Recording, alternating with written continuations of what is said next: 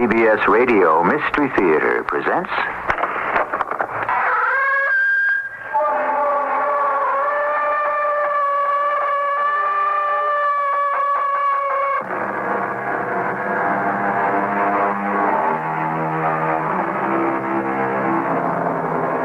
Come in. Welcome. I'm E.G. Marshall. One of the most familiar sounds in the world today is the ring of the telephone. It produces a predictable reflex action.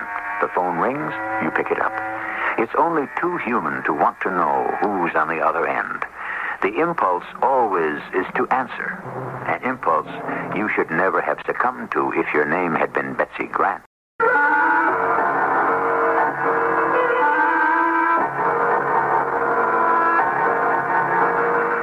Mystery drama, The Sound of Terror, was written especially for the Mystery Theater by Ian Martin and stars Patricia Elliott. I'll be back shortly with Act One.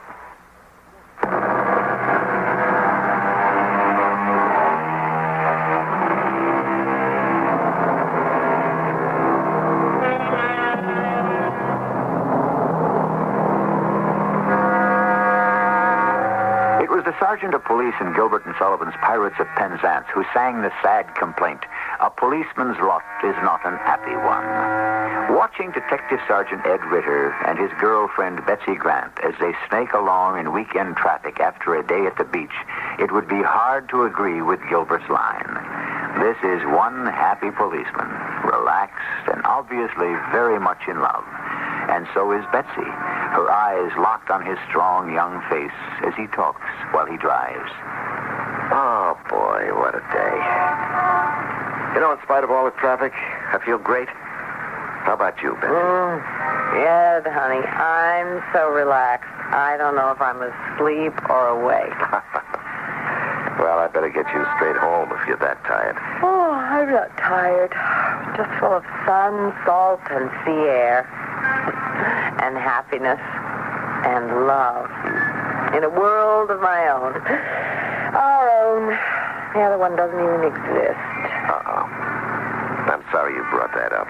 What? The other world. I mean this one. I gotta check in, see what's going on. And the commissioner himself has ordered all leaves canceled. All off-duty personnel to report as soon as possible. That is all personnel, uniform or plainclothes. Now, this announcement will be repeated shortly. At the moment, we have a 1040 at Blyer and Spain Streets. Cars 103, 216, and 180 are ordered there. Please contact Central and each other and coordinate. Repeat. There is a 1040 at Blyer and Spain. What is it, Ed? The 1040? No, I know what that is. Disturbance of the peace. What's the other? Search me, hon. I'll tell you something, though. It's something big if the commissioner is sticking his nose in. You better call him. Yeah, I know. That's just what I'm doing. Shouldn't you pull over and park? What, in this traffic? I'm practically parked already.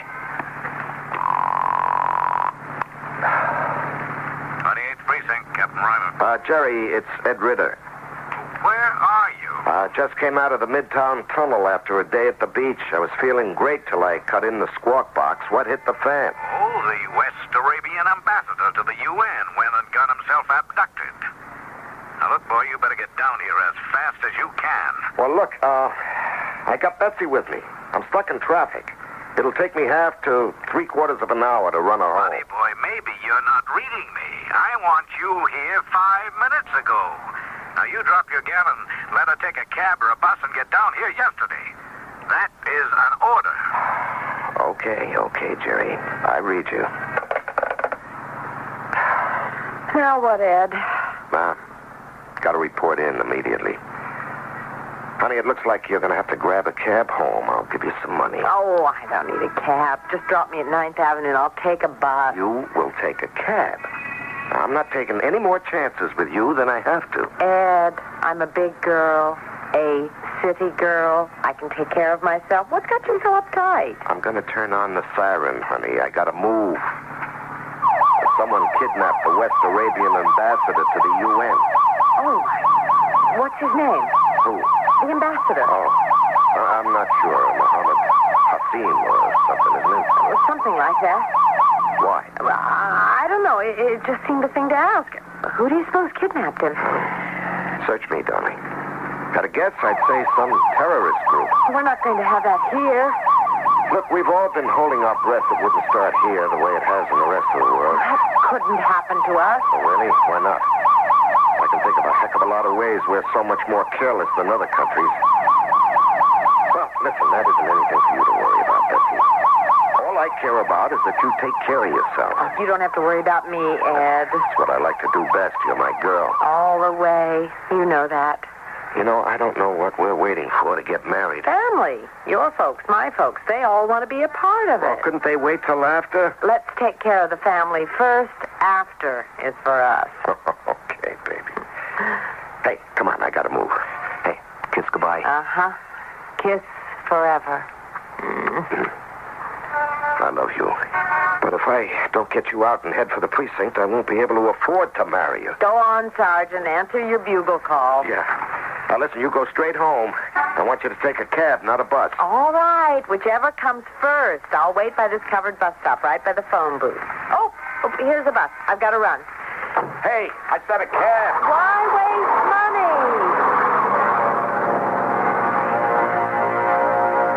I didn't have to run too much. It was a 107. No good for me. When it pulled away, I was all alone at the bus stop. It was clouding up and looked like rain. But I was glad I had some shelter while I was waiting. There weren't any cabs available anyway. The traffic from the tunnel was thinning out, and it was starting to get dark. I don't know just at what point I found myself feeling lonely, but what made me realize it was when the phone started ringing. How do you feel when a phone rings and no one answers? I know how I do. Sure, I know it was a public phone, but it's sort of a reflex. After like the sixth ring, I couldn't help myself. I picked it up, and this voice said, Ahmed, it is Kleber. They came through with the ransom. It is on its way to the pickup. Tonio is there. Now, do we pick it up even though Hassim is dead? Ahmed? Who is this? Ahmed. I must have our number. what had I gotten myself into? Even in the act of hanging up, I'd seen a man in the building across the street on the second floor pull the shade up to stare at me and then rip it down as if to conceal his face. At the same moment, I spotted a cab and hailed it. I clambered in, desperately shouting my address, for the man was already on his way across the street. As the cab pulled away, I remembered that the phone started ringing again. My cab driver was in no hurry. I'm kind of late, driver. Could we speed it up? What do you want? I should drive through a red light and get a ticket? No, but as soon as you get the light, would you please hurry? I don't like tickets. Well, please make it as fast as you can. I looked back. The man had gone into the booth and was answering the phone. Just as the light changed and we began to move, he came running out and towards us. The light, it just changed. I got eyes, lady. There's no sweat. These here lights are timed for 35 miles an hour all the way north. What's the rush? I want to get home. So do I. But I got a lot longer to sweat it out than you. I looked back. The man had stopped, frustrated, under a streetlight. I could see his face clearly. I didn't like it then, and I would have reason to like it even less later. As we pulled away, he ran back towards the cars parked along the curb. My hacky had the lights timed now and was bowling along smoothly. At 42nd, we ran into snags, and by the time we cleared traffic, the hacky was in communication again. Hey, lady. Yes? I figured you earlier for just some nervous dame in a hurry, but you in trouble? What do you mean? Well, I don't mean to stick my nose in, but it kind of looks like somebody might be tailing you. Where? The little brown foreign job. You had 2 cars behind on the left. You recognize it? I don't know. You want I should lose him? I mean, just on general principle. I can't see who's driving, but do you really think he's following me? Listen, I drive a hack in New York. You learn a lot about human nature and all. The good and the bad. You ask me a question, I give you an answer. From the experience I got rolled up, yeah. I don't want him to follow me home. I'll lose him for you.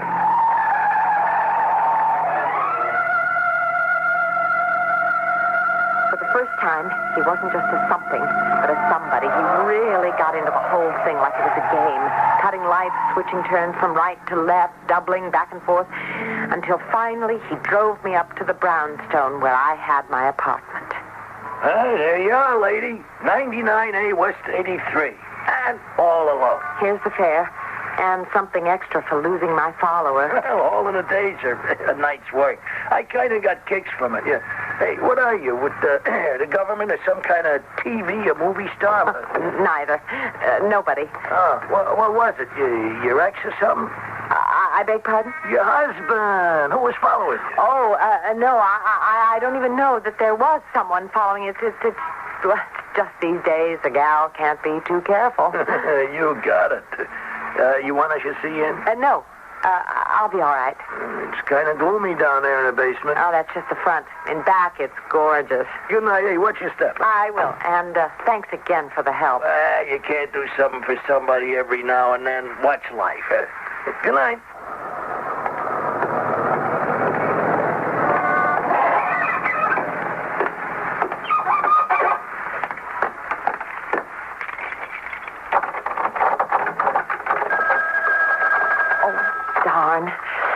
Why does this key always stick? Oh, I'm coming.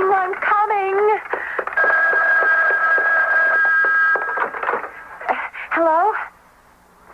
It's me, hon. You just saved me heart failure. You get home all right? Yes. Well, no, Ed, I've got to talk to you. Well, any time but now, hon. I can't. This West Arabian ambassador thing is so big. But that's what I want to talk to you about, Ed. Oh, this is the craziest coincidence, or whatever. Betsy, I can't stay on the phone. We're on a citywide alert. But, Ed, what I have to tell you is something about that. Well, okay. If you have anything, make it fast. Okay, the bus I ran for, remember? It wasn't a 12. It was a 107. You know, that's the one that cuts across 57th to the east side. And Don't give me the bus routes. Get to the point. Oh, all right. So I didn't take that, but everyone else did. So I was alone, and while I was waiting for a bus or a cab, the phone rang. The phone? Well, you know, there are a couple of public booths there. Oh, yeah, all right. So what? Well, you know how it is when a phone keeps ringing. A person feels they ought to answer. You mean you answered a public phone that was ringing? Well, yes, I did. I don't know why. It's hard to explain, but anyway, I picked up the receiver, and right away there was a guy there saying that the money was ready to be picked up even though Hasim was dead, and there was this man who tried to follow me, only the taxi driver, a marvelous guy named Jake Brown, was able to lose him, and then it... Who are you? You're the man who followed me. I did not even try to. You have a very clear voice. When you told the cab driver where you were going, I could hear it even across the street. How did you get in here? If you leave the keys in the door, who cannot follow? Come along. We must leave. What do you mean? Leave? Oh, my dear young lady, if you must involve yourself in international intrigue, you must take the consequences. And I am sorry to say, once you possess the wrong knowledge, the consequences obviously cannot be pleasant.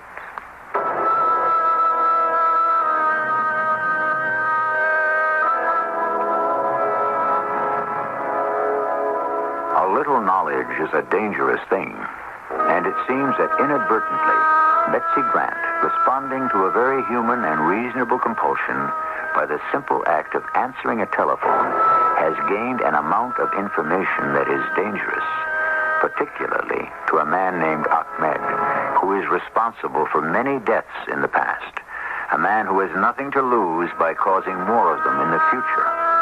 I shall return shortly with Act 2.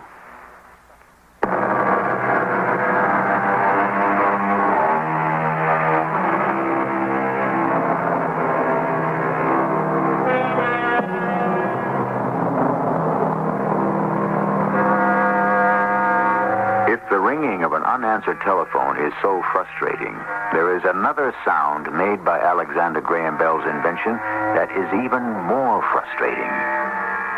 The busy signal, which has been caused by a sudden interruption in service. It can become unbearable.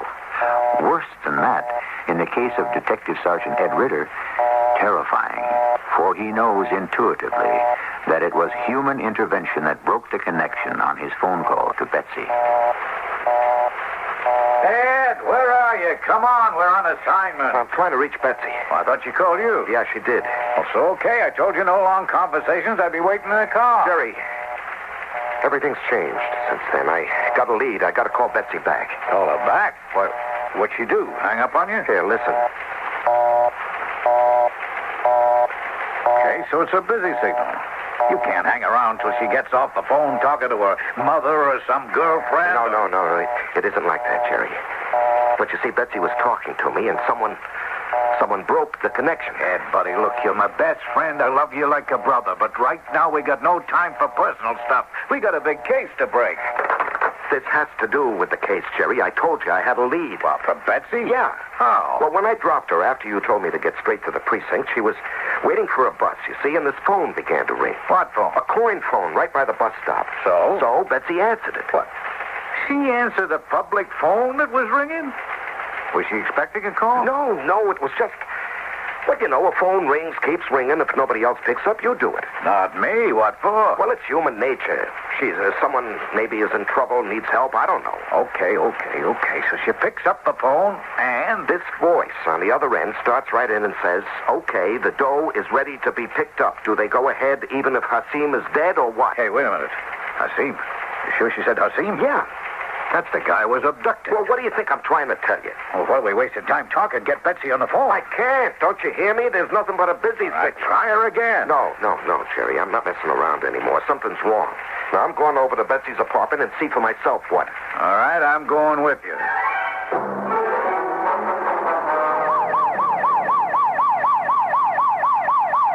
she have any idea who the guy was that was calling? Just that his name was Kleber. Oh, yeah, he called her by name, like the guy he expected to answer. What name? Ahmed. Yeah, it's beginning to make a picture. This is no local caper. Hasim, Kleber, Ahmed, how international can you get? What do you figure is the sense in calling a public payphone? Well, no chance of calls being traced or bugged. And normally that time of night, the area is deserted. Yeah, the guy, Ahmed, was right across the street waiting for it to ring. Probably on his way down when he saw Betsy answer. You figure they had it set up on a time schedule. Yeah. You still think he could have followed your Betsy home? No, she didn't think so. But you do. Look, Jerry, suppose she could recognize him. She saw him looking out the window. Now, what would the guy figure? This whole thing is big enough to take no chances. Yes, I think he must have tailed her, and I think that's why the phone got cut off, and I'm scared of what we could find when we get to her apartment. All right, let's not jump to conclusions. Just keep her open wide the way you are, and let's get there fast.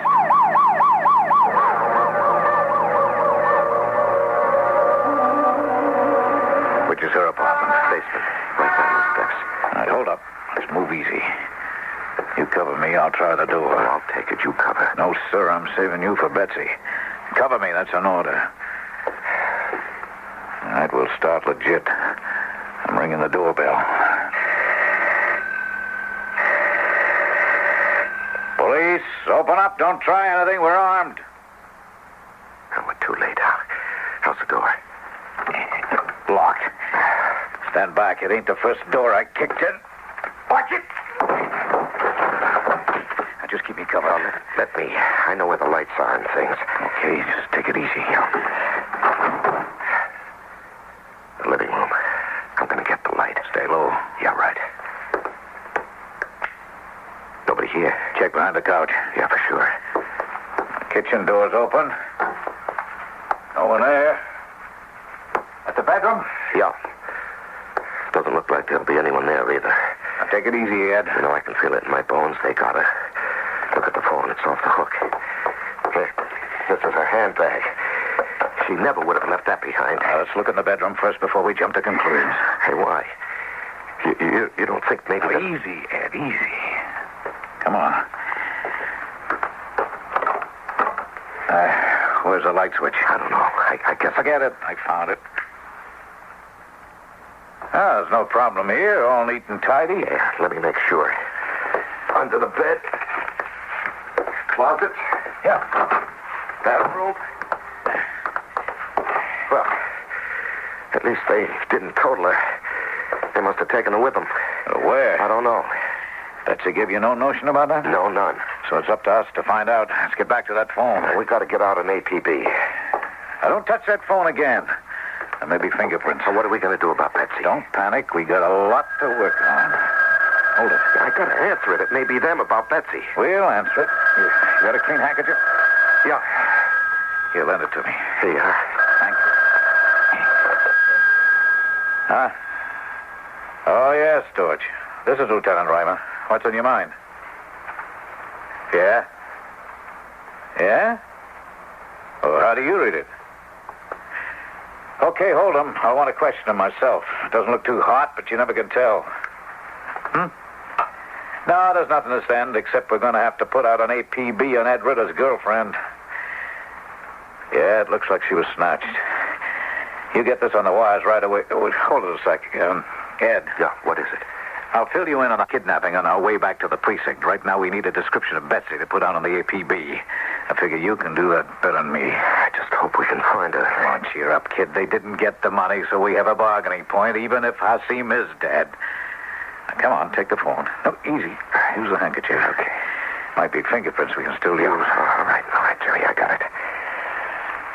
This is Detective Sergeant Ritter with a rundown on a suspected abduction for Betsy of Elizabeth P. Adams, Caucasian, 24 years old. Eyes blue-gray, hair chestnut, height 5 feet 4.5, weight 118. Identifying marks, one small mole on the left shoulder.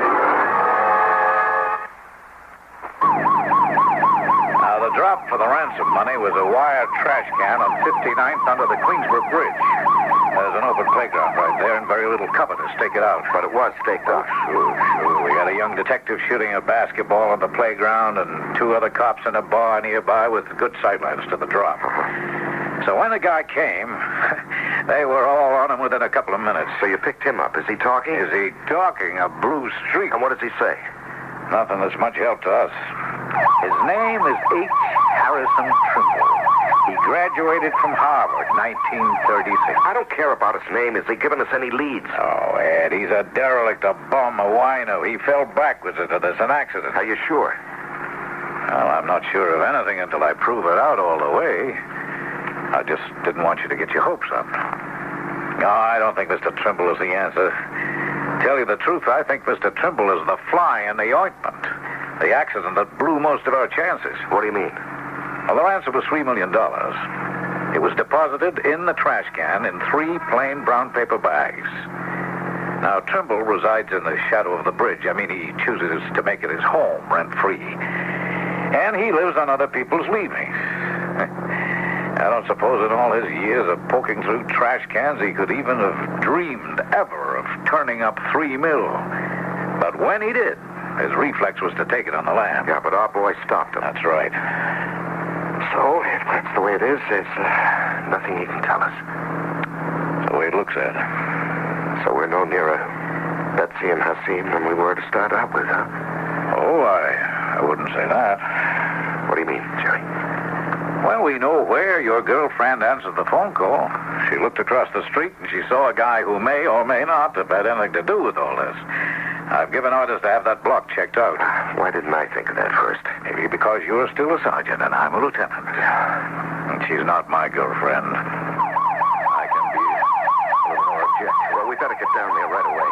Easy, chum. It's being taken care of. They don't need us. And I'll level with you, Ed. I think it's too late. Those birds are too smart. They'll have skipped the coop. I think we'd better concentrate on Mr. Trimble and make sure he's what he seems to be.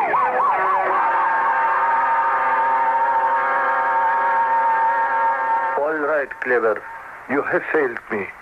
But first, we must get out of here fast. Yeah, but what about the woman? Your telephone correspondent. I have her under the influence of my own tranquilizers. You didn't kill her like Hassim, not another accident. Mohammed Hassim was no accident. I never intended him to live. But the woman... She is safe only as long as I may have need of her. You know, we must revise our plans. Come, there is no more time to waste.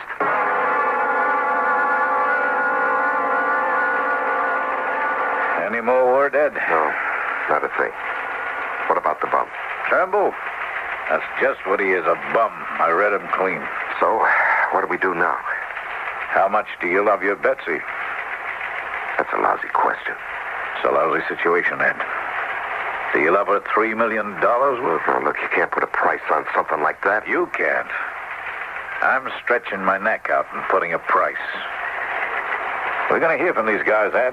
With luck, they won't have changed the ransom. The money is still available. Yeah, for an Arab named Hassim, who's already dead. We don't know that for sure. And neither do the West Arabs. So, we take our chances. That $3 million may be too late to save the ambassador. But it may save you a girlfriend.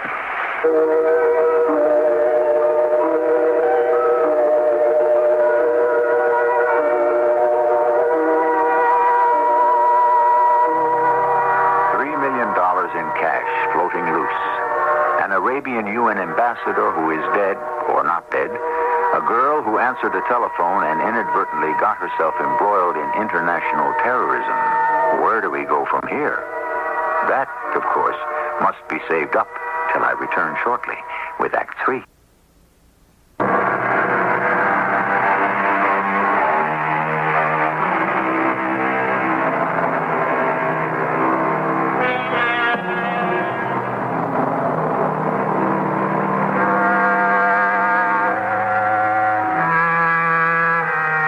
Telephone. How many of us stop to consider how large it looms in our life? How important it is? We have already explored emotional reactions to the various sounds it makes. Now we are examining its most devastating power. The power not to make any sound while we wait helpless, hoping against hope, for it to summon us to hear whatever news we need to survive, bad or good. This is the worst suspense, when it fails to ring at all. I don't know if I can stand it much longer, Jerry. Come on, we both done army time. We know there's nothing harder than waiting. You know, every time the phone rings, I want to jump and answer it. Yeah, after the first few calls, you could lose that urge. People call the precinct about the craziest things. But if Ahmed calls in... Oh, that comes straight through to this phone here. Why? Because that's the contact Betsy will give him. Yeah, if she's still alive. Oh, now, why wouldn't she be? She could be the only bargaining point they have left.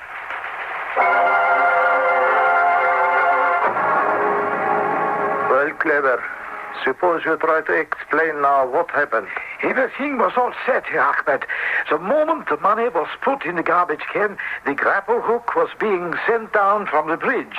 I could have been there and fastened it to the container to be lifted up and away before the police closed in. But that, what do you call him, that hobo was there before I could move. You should have shot him. I would have, but the police were too late. I told you to reconnoiter before you moved. I did, but the police were so well That hidden. it was fortunate you didn't reveal yourself and us. But now Hassim is dead, and the money is gone. Gently, my friend. That Hassim is dead is a triumph for my brothers. He had to go. The money is something else again. We need it. But we can't get it now. We have no leverage. Because Hassim is dead? Why did you kill him, Ahmed? My dear friend, you must understand the intricacies of terrorism. Hassim was a pawn in a game of chess. To have to conceal and control him while the game was being played was, and always is, too difficult. He was only important as long as he affected the deal. Once that was made, he was dispensable. But you didn't get the money. How do you get it now? Through the girl. They know she is alive, and they cannot be sure that Hassim is dead. Hand me the newspaper. There is nothing there we don't already know. We can use the print for what already only we know. And the girl to tell us where to send it.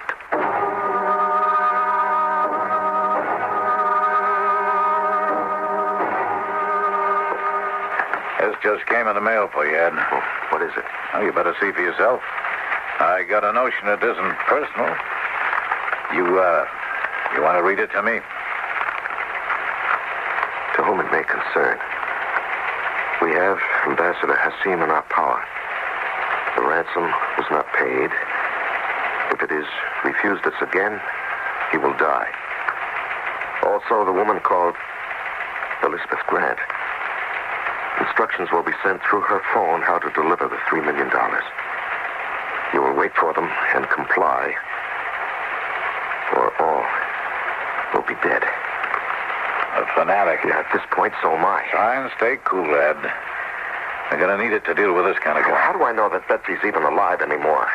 I know in my gut Hassim isn't. We don't know that for sure. I could bet my bottom dollar. It's the way they work. Well, we've got to let them give the lead.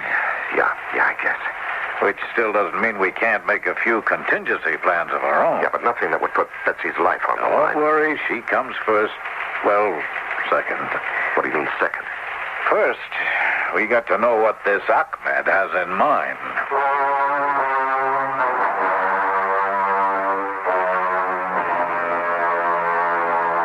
Are you quite comfortable, Miss Grant? You know I'm not tied up like this. What are you trying to do? I would not expect an unbeliever to understand what my aims are. But I know what I want. And you will do it or join Musa Ahmed Hassim. You mean you would kill me? For our sacred cause and with the blessing of Allah, I shall use the sword to cut down anyone who stands in our path. What is it that you want me to do? I want you first to make clear to your policeman friend that the slightest attempt to try to controvert our instructions will mean your death. If you're trying to get a ransom of $3 million, no one's going to pay that for me. They will be paying it for Musa Ahmed Hassim. But he's dead. We know that. No one else can be sure. We are going to make them be sure he is alive. I don't understand. You will, when we make the tape. And you will follow instructions to the letter, or you will regret it. What do you expect me to do? Very simply, to interview Musa Ahmed Hassim, or what appears to be Hassim. You see, I have a hobby. I have made a tape of every word he has spoken at the UN and other places. By clipping these tapes and taking the words out of context as if answers to questions, they will serve my purpose. They will raise Hassim from the grave and win us money for the cause. So, we had better get to work, Miss Grant.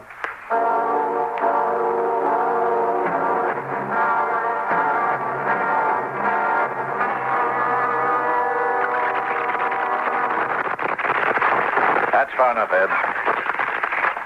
Now, play it forward again. Truly, they want to be sure you're alive, Ambassador Hassim. That I live must be obvious in spite of all the trials and tribulations in between. Have you been mistreated in any way? On the whole, I think, giving the wide gulf between opinions, reasonably fairly. But you wish to be free. I beg, I implore my countrymen to rise to my aid. Ed, you've heard Ambassador Hassim. I'm sure you can tell by his speech how alive he is. And I'm begging you for my life, too. I hope you can persuade the West Arabians to still pay the ransom for our exchange. Remember, when we were kids and you were always king of the hill? Well, never mind that. 1940, what was it? 6, I guess. It's so long ago. I hope you don't forget. Please, Ed, please get us out of this. The odds are 100 to 1 against us if you don't. The men who hold us mean business. Please, contact the West Arabians, let them hear this tape, and wait for the instructions. Cut it off. Well, what do you think? I think we contact the Arabs and go sit in Betsy's apartment with or without them for instructions.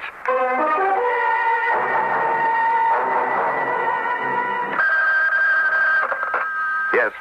This is Sergeant Ed Ritter. Yes. Do you have the ransom? Yes, but how do I... 3 million as before? Yes, but tell me how... Here are your instructions. The money in a lightweight suitcase, bills as before. You will place it tonight in a Central Park horse carriage, which will be waiting at the 72nd Street entrance. The driver has instructions to meander through the park. When we are ready and are sure the coast is clear, we will contact you to make the exchange. The money for the ambassador and the woman. Now, just a minute. Not even 10 seconds. We will not allow this call to be traced. Make your arrangements and wait for us to contact you again.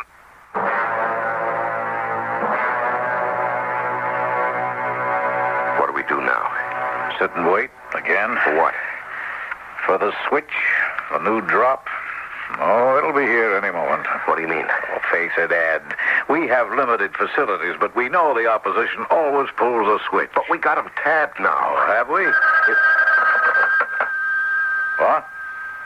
You want Ambassador Hassim and the woman? Deliver the money as I tell you and we free them. In the Bronx, there is a Milk Strong sign and below it an abandoned factory. Drop the money by the sign that says milk is for love and wholesomeness. When you do, Hassim and the woman will be set free. Do we answer that or just wait? Who knows? It's the old familiar pattern. We're trying to cover all the false alarms and pick the one that's for real. Yeah. You know, I've been thinking about that. Like how? Well, you heard the tape. Anything about it bother you? Well, sure, that was discussed. Hassim's voice on the tape sounded like it had been cut out of public speeches and made to sound like answers to questions made up after the questions were asked. Yeah, that was my reaction, too. So how does that help us? Well, it seems like one big distraction to grab off the dough and run. Yeah, that's how I feel. Only worse than that, without any return. All right, easy, kid. Easy. When the girl I want to marry can be as dead as I think Hassim is long before we make the payoff. Unless we arrange our own. Ed, how? Well, I've been thinking about a lot of things. Remember on the tape, Betsy said, King of the Hill? Yeah, sure, the old kid game. Yeah, except when we played it, it was one special place. Yeah, where? Well, Betsy and me, we both came from the Washington Heights district. Now, there's a park there we used to hang around. You mean near where the drop is supposed to be? No, nowhere near there. Let me hear that tape again. Oh, sure. It must be obvious, in spite of all the trials and tribulations in between. Have you been mistreated in any way? On the whole, I think giving the wide gulf between opinions... No, that's not the part I meant. Yeah, well, where? Run it fast forward a moment. Now. Remember when we were kids and you were always king of the hill? Well, never mind that. 1940, what was it? 6, I guess. It's so long ago. I hope you don't forget. Please, Ed, please get us out of this. You know, that's been bothering me ever since I first heard it. She gave us a tip-off. What do you mean? King of the Hill. King of the Hill. That could only mean Fort Washington Avenue. And that malarkey about 46? Stop and think. 46. It's 32 years ago. Betsy wasn't even born then. Now, she slipped a fast one by the guys who were holding her. Why? Well, it's got to be a key for us. What kind of key, Ed? All right, let me see now. 1946, Fort Washington Avenue. King of the Hill. King... Sure, the park, right opposite where we lived. The end of Fort Washington, the big apartment. That was the number. 1946. Jerry, that's where they're holding her. That's what she was trying to tell us. You really think she sneaked that by them? Yeah, sure. Hey, wait a minute. She did even more. Jerry, let me hear that tape again, huh? Yeah, sure. Where? Let it run from where you cut it off. Yeah, sure. Please, Ed, please get us out of this. The odds are 100 to 1 against us if you don't. The men who hold us mean business. All right, cut it. That's it. That's the final clue. 100 to 1. Apartment 101. That's where she's being held. Do we try to beat the ransom rendezvous first? And find Betsy dead like the ambassador, not on your life. So we take a chance, I figured it right. Hit the hideout before they can escape or hurt her.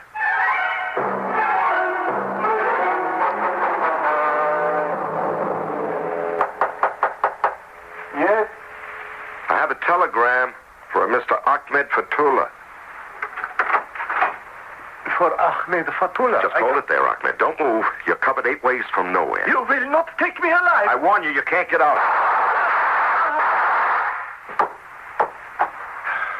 Betsy, you all right? Yeah, sure. Only what took you so long?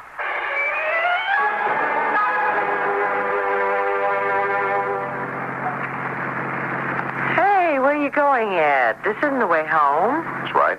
The Lincoln Tunnel leads straight out of New York. That's right. Well, where are we heading? Anywhere will do. Elkton, Maryland, if there's nowhere closer, just so long as when we get back, we're married.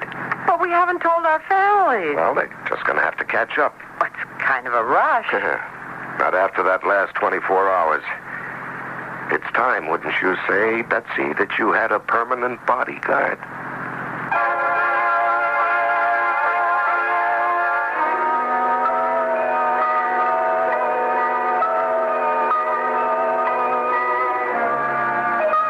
So they were married and lived happily ever afterwards. I wonder if they ever changed their phone number, at least if it was Betsy's.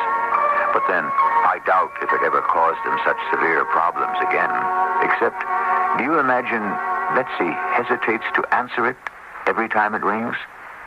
I'll be back shortly.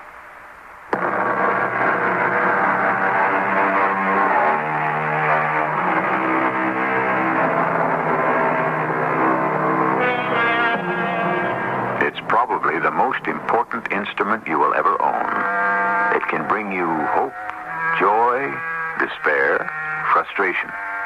It is your link with the rest of the world. It can be relief or agony, delight or frustration, fulfillment or disaster. Whatever it is there. A part of our lives we can neither ignore or deny. The telephone. Our communication with the stream of life. Our cast included Patricia Elliott, Larry Haynes, Ian Martin, and Earl Hammond. The entire production was under the direction of Hyman Brown. This is E.G. Marshall inviting you to return to our Mystery Theater for another adventure in the macabre. Until next time, pleasant